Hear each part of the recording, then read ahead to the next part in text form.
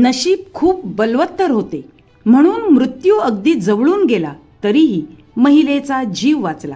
वसईच्या आनंदनगर परिसरात 5 जुलै रोजी संध्याकाळी 6:30 वाजण्याच्या सुमारास एक अत्यंत धक्कादायक आणि हृदय पिळवटून टाकणारी घटना घडली.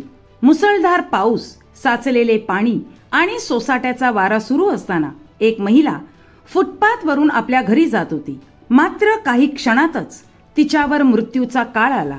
समोर असलेल्या गोकुळद्वार इमारतीच्या टेरेसवर लोखंडी पाईप अँगलवर लावलेले पत्रे अचानक जोरदार वाऱ्यामुळे उडाले आणि थेट त्या महिलेच्या दिशेने झेपावले.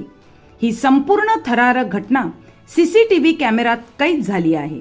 सुदैवाने त्या महिलेच्या हातात छत्री होती आणि बाजूलाच असलेल्या कपड्याच्या दुकानाने पावसापासून बचावासाठी उभारलेल्या शेडवर हे पत्रे आधी आदळले.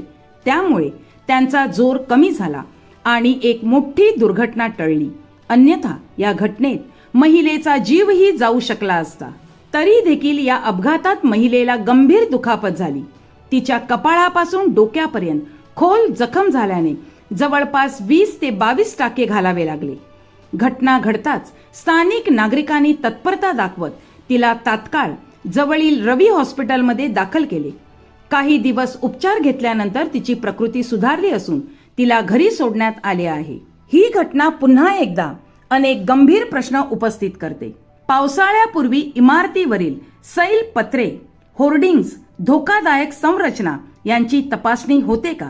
नागरिकांच्या सुरक्षेची जबाबदारी नेमकी कोणाची?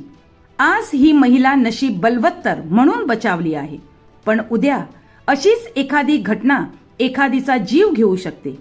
त्यामुळे संबंधित प्रशासनाने आणि इमारत व्यवस्थापकांनी तातडीने धोकादायक वस्तू हटवून नागरिकांच्या सुरक्षेला प्राधान्य देण्याची गरज आहे. एक क्षण आणि सगळे संपले असते, पण देवाच्या कृपेने आणि नशिबाच्या जोरावर एका महिलेचा जीव वाचला. या घटनेचा सीसीटीव्ही पाहताना अंगावर अक्षरशः काटा येतो.